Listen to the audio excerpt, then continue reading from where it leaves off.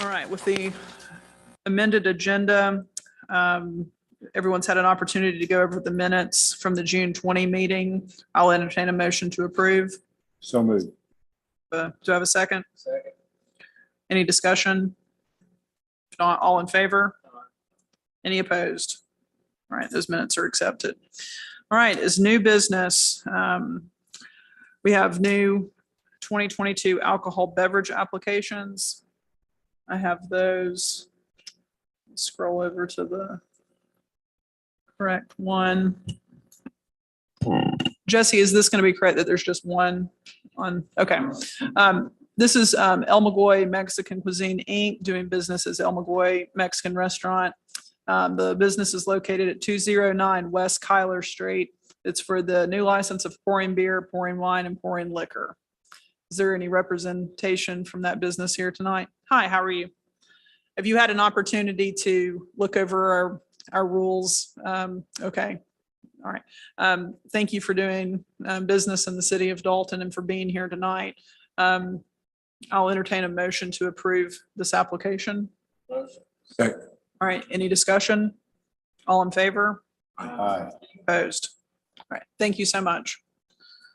All right. Next on the agenda, this is going to be the general construction agreement with Finley Roofing for roof replacement at Dalton Fire Department Station 4, located at 1800 Doug Gap Road. Chief Fangle.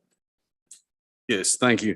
The contract you have before you is a result of an RFP that we published approximately 3 weeks ago.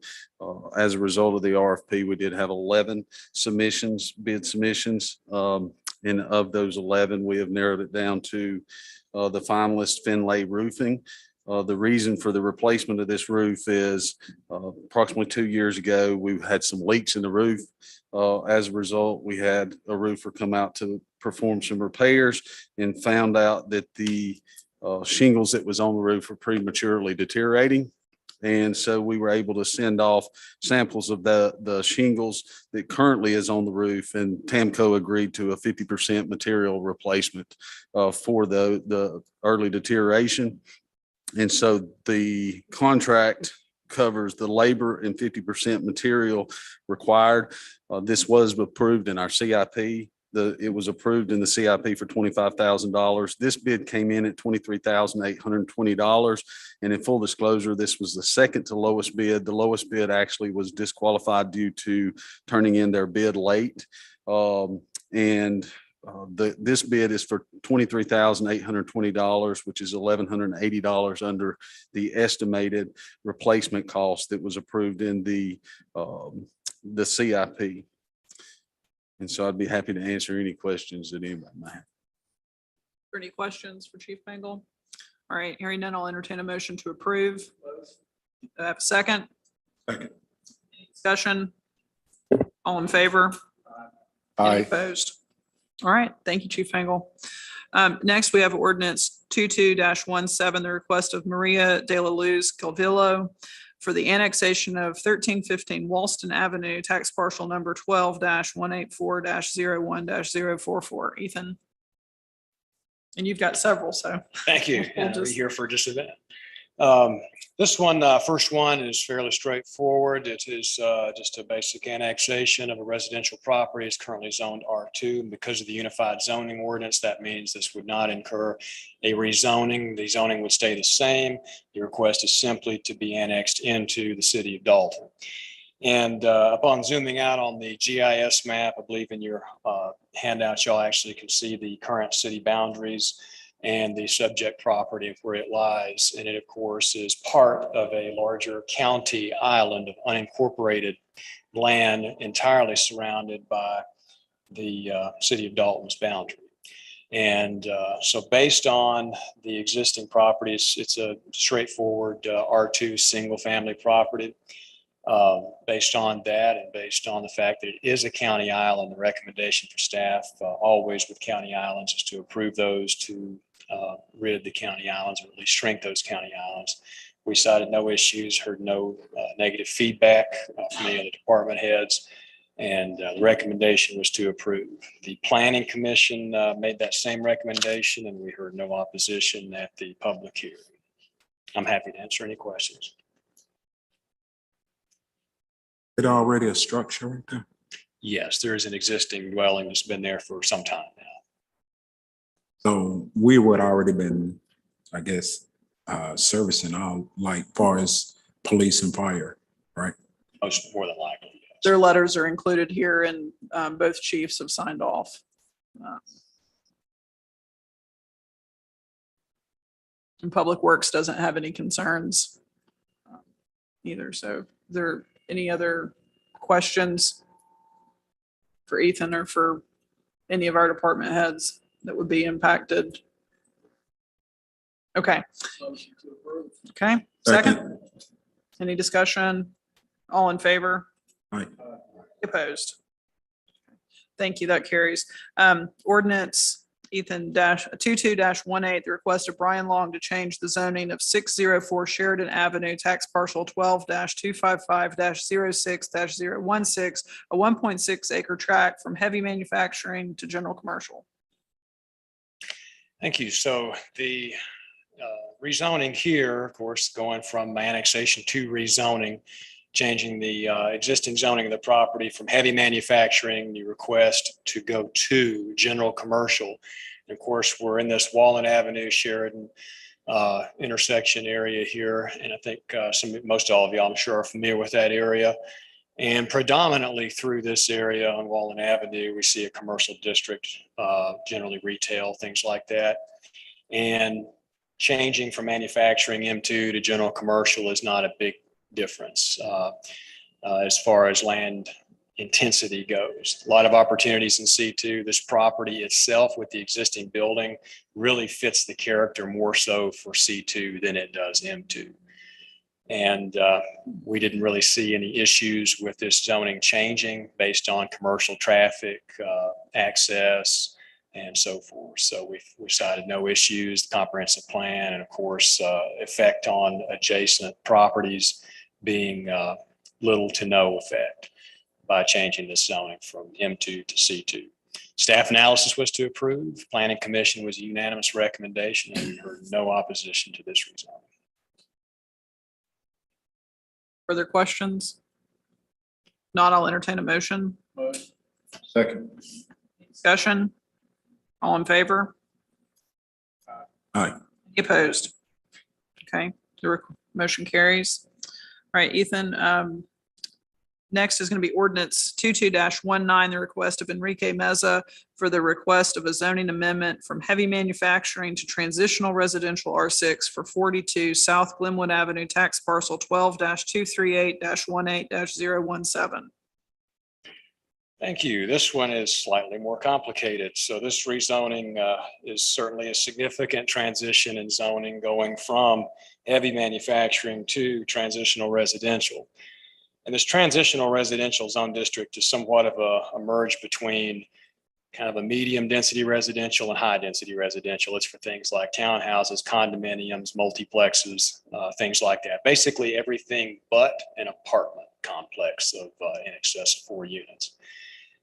And the request here is based on this existing building. There's a single family detached dwelling. I think it was built maybe back in the 60s when we looked at the tax records. It's been there for some time, and it's transitioned owners a number of times in the last several years. And right now, the owner claims that this property has been used as a triplex. Upon posting the property and looking around, we did not see indications that this property was, by our definition, a triplex. I think there may be some confusion as to with the petitioner and our folks as to exactly what defines a triplex. But based on our investigation, we did not see signs of typical triplex characteristics, multiple electrical meters, things like that. So the request here is, of course, to create a conforming triplex with this property. And while that doesn't at first seem like it would be that big of an undertaking, this is a property that is limited in a number of cases, one being parking, available parking, particularly able to park multiple cars and be able to turn those cars around, exit out onto Glenwood Avenue without having to back out on the street. So it's rather limited in accessibility in that way. As a single family home, it may not be that big of an issue, but as a triplex with so many trips a day, an X amount of cars that are associated with triplex dwellings, we did cite an issue primarily in this case with parking and with accessibility safely to Glenwood Avenue, which of course, as we all know, is an arterial corridor, very, very busy, particularly at this location. There's an adjacent R5 rural residential zone district. That zone district would allow up to a duplex in density or single family, which would make the property as it currently stands conforming. It would give an opportunity for it to be used as a single family dwelling, or if a certain amount of improvements were made that would be code compliant to convert that building into a duplex, that could be allowed in R5. Staff recommendation with all these facts in consideration did give a recommendation not to approve R6, but rather to consider R5 based on the existing zone district and the state of the property. Planning Commission did recommend to approve the R6 rezoning, and that was a unanimous vote, and there was no opposition heard to that. So I know this is a little complicated situation, and I'm happy to answer any questions. So just for us to be clear, you all do feel comfortable as the professional staff that R5 is appropriate for that structure. I understand looking across the street on Glenwood, you have R5 and then just up the street, but I don't think it's as applicable because it backs out onto Spencer, but this that's at the corner of Emory and Glenwood, that's R5. But so I understand about the geography of where it is, but the structure itself, you're comfortable with it. It could be suitable as a duplex and that there's sufficient parking for a duplex?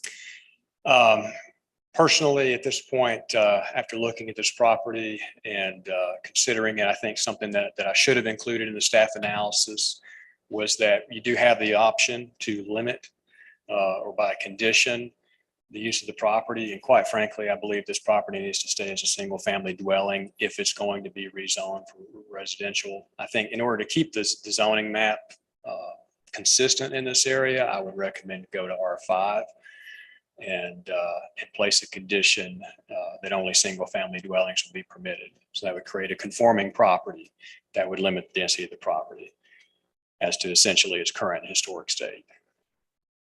So can we make the recommendation for the R5 or do we have to table it? You can make that recommendation since it is a lesser intense zone district, then you can proceed without having to go back to through the public hearing process. Mr. Yes, that's correct. Can it be made with the condition that the professional staff is recommending that it remain single family? Yes.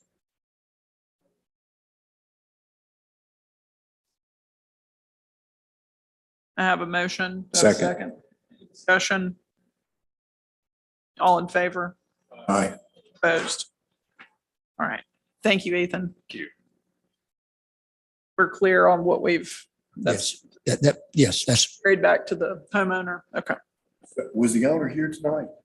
No, I looked around and Mr. Mesa's not here.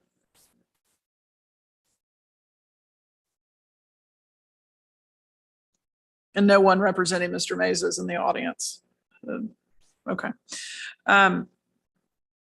All right, next is going to be ratification of Dalton Convention Center license agreement for municipal court. Is that? Councilmember Sams, this is to ratify the license agreement, which is basically the rental agreement with the convention center to relocate municipal court proceedings to the convention center through the remainder of 2022. I believe there are 22 court dates remaining. Starting today actually was their first court proceeding at the convention center. The cost of the rental is $14,524.50 for the remainder of the year. That's about $640 per court proceeding. And this is being done to provide more space at City Hall on Wednesdays. And court days are now moving from Wednesday to Monday. This has been advertised and communicated through the city communications department. The judge is here tonight and had the first court appearance today at Convention Center. It was a lot of work. I understand. I came in at lunch after the first arraignments had been completed, and I want to say hats off to all the municipal court staff, the IT department, police department, and even public works had a hand in getting some equipment moved over. Certainly some logistical hurdles, but the staff did it with excellence today, and I appreciate that. Okay. There are no further questions or information on, I'll entertain a motion to approve. Have a motion, have a second, Second. discussion? All in favor? Any opposed? Okay.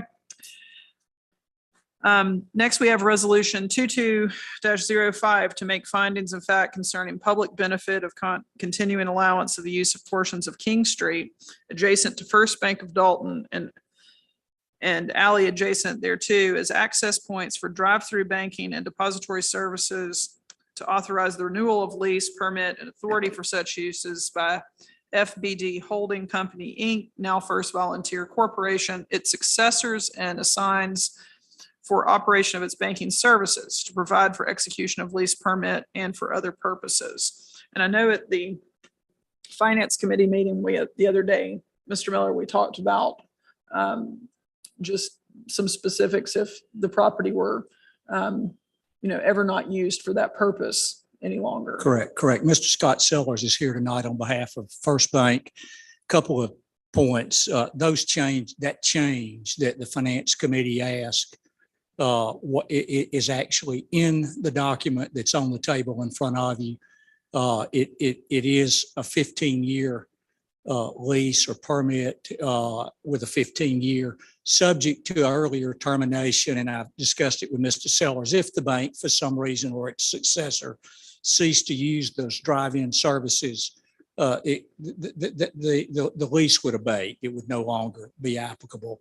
There is no setback there between the private property line and the street and sidewalk. So they couldn't run drive-through banking services without this permission. And I understand they don't have any intention of ceasing to do that. I got a little ahead of us, Mr. Sellers, and I've got a corrected document on the table with the clerk. It isn't FBD Holding Company any longer. It's First Bank, doing business as First Bank of Dalton. They are not yet First Volunteers, so that's been corrected at their suggestion. So I've got a corrected document, but substantively it's the same as the Finance Committee looked at last Thursday. Thank you.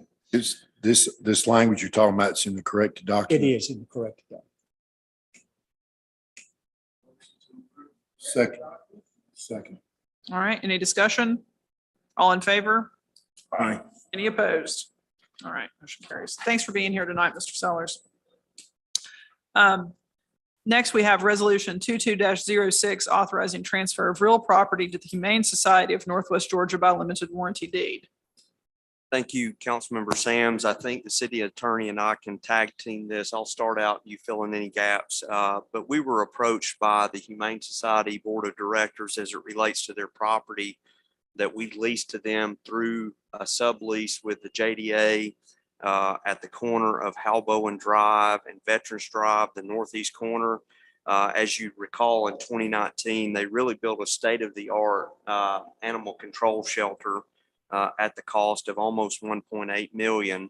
That project was funded entirely through private donations on a part of really what was surplus land to the city that was a remnant of the Northeast Community Complex, or Heritage Point acquisition as we know it today, to construct Heritage Point and then Park Creek Elementary School. And I will say, I jogged my memory today, most of this tract is in the floodplain.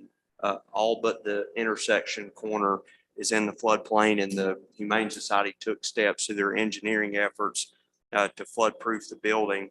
But as you know, they're a 501c3, but they have sheltered since their existence in 2019 at that site just over 770 dogs and cats per year from the Dalton-Whitfield area. We have quizzed Diane Franklin, the animal control director, on average at the city county facility out on Gillespie Drive. The cost to take in one of those animals is about $206. So when you think about that animal control shelter, many times being at capacity and having to turn away sheltered cats and dogs, the Humane Society is truly providing a public benefit to our community. And when you think about it in terms of $206 to take in a dog or cat each, that's about $160,000 of public benefit per year to the taxpayers of Dalton Whitfield. And so they've come to us in an effort to better fundraise in the future, to control that property, to convey it to them through a limited warranty deed. We've determined the payback period for the city taxpayers based on those 770 animals per year that they're taking in is just over 12 years to match what the property value is. And so what this resolution does is provide the authority to convey that property to them because of the public benefit through the limited warranty deed. But it also provides reversionary interest should they ever propose to use it for another use. The property would revert back to the city. It has to be used for an animal control shelter. And with that, I'll turn it over to the city attorney. That would have been my total presentation as well. That's very thorough analysis. We were looking on behalf of the city, the mayor and council to determine if there was a calculable economic benefit to the taxpayers, to the public. And fortunately, we're able to get our hands around it. And our opinion is legally that there is, that this would not constitute a gratuity. Thank you. I'll entertain a motion to approve. Second. All right, I have a motion, a second. Any discussion? All in favor? Aye. Opposed? All right, motion carries. Thank you. Next is resolution 22-07, a resolution of the mayor and city council of the city of Dalton, Georgia, authorizing the adoption and approval of fiscal year 2022 to 2023 annual action plan under the Community Development Block Grant Program. As you know, we are an entitlement community through the CDBG grant program. We are required to prepare an annual action plan each year. This annual action plan serves as the city's summary of the actions and activities that we're going to provide with the federal monies that they give us annually. And it also reports to our to HUD what accomplishments we've had in the prior year. We were awarded $355,519 for the 2022-23 program year. And as you know, we have a competitive application process for nonprofits to submit applications for public service or public facility projects. It does go through a scoring process through our CDBG consultant.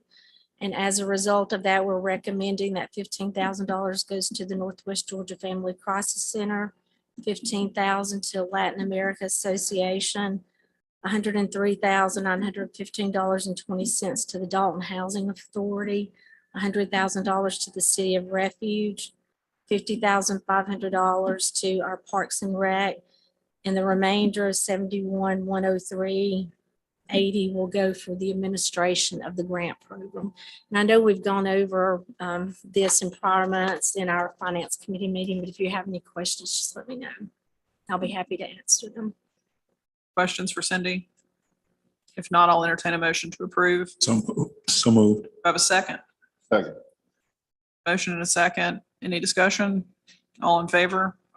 Any opposed? Thank you. Believe you have the next one also. It's going to be the development agreement between the city of Dalton and the Carpentry LLC for tax increment financing within tax allocation district number 1, the downtown TAD area, in the amount of $970,664 as recommended by the TAD committee. You're aware in 2015, the city of Dalton entered into a redevelopment plan to entice certain areas that had abandoned properties or areas that didn't grow very well to apply for tax allocation, tax increment financing. This is for tax allocation district number 1, which is our TAD district number 1 It is the downtown area. There are 521 parcels within that area. As you know, the applications are presented to the TAG committee, staff reviews and scores them, and then the TAG committee makes a recommendation. We've also discussed this in the finance committee meeting as well, but this is for the carpentry, and it is going to be a boutique hotel downtown across from the Oakwood. The project scored 90, which is a high ranking. The total budget and estimated fair market value for this project is $7,870,664,000. They are asking tax increment financing of $970,664. And as you're aware, if the if the TAD area does not increase, then there's no payout. So the TAD area has to increase, and that incremental value is put into the TAD district. And then that project also has to increase. And then it's paid out, and this is a 10-year payout period for this TAD. Are any other questions or any questions for Cindy? Hearing none, I will entertain a motion to approve. Motion. Second, Second. discussion, all in favor? Aye. Aye. Any opposed? Motion carries. All right, next we have an agreement with Enviro Trenchless LLC for Walnut North. I'm going to let Chad say this word, cast concrete pipelining services. Centrifugal spin cast concrete Centrifugal. pipelining project. All right, centrifugally cast concrete pipelining services. So Okay. the Public Works Department recommends awarding the pipelining contract as mentioned to Enviro Trenchless LLC, who was determined to be the lowest bid through our RFP process. This project came within budget and is part of the task order number 4, Walnut North drainage improvements that was approved on March 1st, 2021 by Mayor and Council.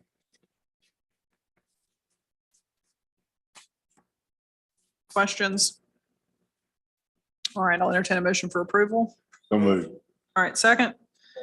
All right, any discussion? Hearing none. All in favor, aye.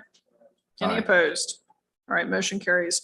All right, next to last, we have CSX preliminary engineering agreement for North Thornton Avenue sidewalk project. Also chat. So this agreement with CSX is to pay for the engineering review of our construction documents for work we anticipate performing in their right of way that coincides with the North Thornton sidewalk project.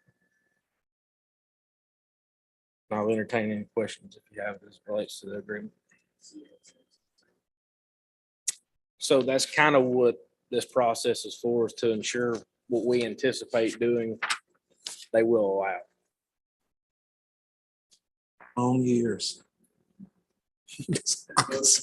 Okay, Second. all right. Any discussion? All in favor? Aye. Any opposed? All right, motion carries. Thank you, Chad. Well, actually, you've got one more. Is our added item to the agenda, the contract for demo of the parking deck. Again, the Public Works Department is recommending to contract DH Griffin Wrecking Company to perform the demolition of the downtown Dalton parking deck. The total project cost is $386,080. As most of you are well aware, following the conditional assessment performed by a licensed structural engineer, the city-owned parking deck was deemed a threat to life and safety. Following an in-depth cost-benefit analysis, the move to demolish the parking decks makes more financial sense than to perform the necessary repairs on the aging structure. This recommendation comes following the unanimous decision at the July 14th Finance Committee. Do we have any questions? Okay, here, no. Motion, Second. second? What- Oh, yes, ma'am. Was there something that you wanted in Yes, Madam Chair, the minutes under the Georgia's local government public works contracting statute, because of the urgency of this, that it's done under the emergency clause of that statute. If you recall in the finance committee meeting the other day, I think Mr. Farrow was not able to be there, but because he was still traveling, but the urgency of it was very clear. It is a life, health, and safety issue. It would take weeks to do the shoring up. It has to come down or be shored up. I think decisions made that coming down can actually start tomorrow. From a health and safety issue, we just need to have a finding of fact, if the council so chooses, to go in the minutes of the meeting that based upon engineering evaluations, stress evaluations, it is essential to life, health, and safety that it be immediately demolished. That way we have not had to go through the regular RFP and bidding process. Now, I think, Mr. Townsend, you have determined to go ahead and have a payment and performance bond from the contractor That's correct. on Yes. this project. So the city will be protected in that regard. Could have done it without them, but I think management's decided it's better just to go ahead and protect us. But we do need that entered in the minutes. Call to your attention for those of you that were on the council just about 18 months ago when we had the Dugout Battle Road slope failure. We had to do this same thing where it was entered into the minutes, the nature of why it was considered an emergency. But very few and far between. I have a question. I know I wasn't at the finance committee meeting last week. Even though it's an emergent situation and we hadn't done we don't have to do the necessary 30-day. Did we informally solicit more than one bid? Yes, we had 3 demolition quotes, and it just so happened the contractor with the shortest lead time was the actual low bidder as well. So They range from 380,000 to 780. Yeah. All right, I have a second. Second. All right, any discussion? All in favor? Aye. Aye. Opposed? Okay. One question just for clarification of what the timeline is going to be on this. You mentioned before the meeting that the process can begin as early as tomorrow, but when will active demo? More invasive and visual demolition will take place starting 1st of August, probably August 1st. Okay, thank They'll you. do their preliminary setup, install shoring, and do some crane rigging points and stuff over the next 2 weeks, but you should. Not going to interfere with the outdoor concert series. No, it for won't the rest of the start. summer. Right. The full-on demolition portion won't start until the concert series. But just to be clear, we're not holding on anything. Right, It's just the process just the happens to take process of that how- long. We're yeah. not holding for any of our downtown events. We're mindful of that great economic impact, but the life safety issue is, I just want to be clear that Right. understanding is it just happens to take a little bit of time to get it Right, prepped. it all worked out accordingly, so. Thank you all for you and your department's work on that.